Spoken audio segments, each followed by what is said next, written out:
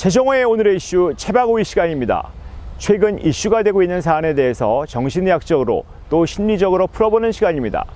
지난 시간에 이어서 울분과 외상후 울분 장애를 알아보겠습니다. 최근 한 조사에 의하면 우리나라 국민들 중 무려 40% 이상이 울분이라는 감정을 만성적으로 가지고 있다고 합니다. 최근에 정치적 이슈와 관련해서도 서로 방향은 다르지만 많은 사람들이 울분에 차서 격한 감정을 토해내고 있습니다. 특히 더 걱정스러운 사실은 젊은 사람일수록 더 울분 점수가 높다는 것입니다. 울분은 단순히 화가 난 것에 더해서 복수하고 싶지만 어떻게 할 수가 없어서 무력감도 오고 특히 굴욕감과 수치심이 섞이면서 나타나는 아주 복잡한 감정입니다.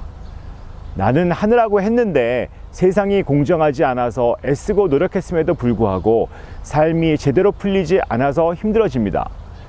지금 우리의 청년들은 그야말로 단군 일에 최고의 스펙을 자랑하고 더할 나위 없이 열심히 공부하고 소위 노력을 많이 해왔지만 생각했던 것처럼 취업도 쉽지 않고 세상에서 자리를 잡기가 참 어렵습니다.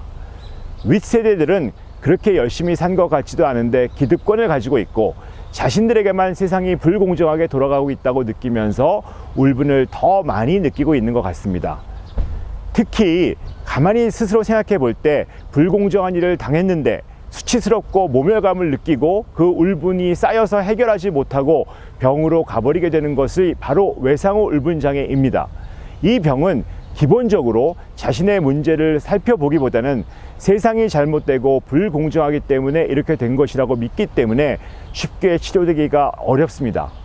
물론 가장 중요한 것은 불공정하다고 느낄 수 있는 일이 생기지 않도록 우리 서로 노력해서 보다 더 공정한 사회를 만들어 나가고 무엇보다도 사람을 소중하게 여기며 존중해서 마음이 상하지 않도록 하는 것이 꼭 필요합니다. 그러나 안타깝게도 우리 사회는 서로 참 존중하지 않는 사회입니다. 상대를 경쟁의 대상으로 여기고 깔아뭉개려고 하고 심지어 식구들 사이에서도 서로 존중하지 않아서 마음이 상하는 경우가 참 많이 있습니다. 가정에서, 학교에서, 직장에서 마음을 반복해서 상하게 됩니다. 또 시대에 따라 공정성에 대한 개념도 상당히 달라질 수 있습니다. 예를 들어 조선왕조 초기에만 해도 양반과 상놈이 있다는 것은 당연하게 받아들여지고 그것을 공정하지 않다고 여기는 경향은 많지 않았었습니다. 노예제도라고 하는 어떻게 보면 있을 수 없는 제도가 공공연하게 있었던 것도 그리 얼마 되지 않았었습니다. 그러다 점차 그런 인식이 무너지게 되었고 지금은 이런 사실은 받아들일 수 없는 분명한 개념이 되어버렸습니다. 그렇지만 지금도 공정성에 대한 인식은 늘 변화가 필요합니다. 어느 문화에서나 또 각자 사람마다 공정성에 대한 의식은 다를 수 있습니다. 세상은 공정해야 하는데 내게 벌어지는 일이 공정하지 않다고 느껴졌을 때 그것으로 인해서 수치심과 모멸감을 느끼면 울분장애가 되는 것입니다.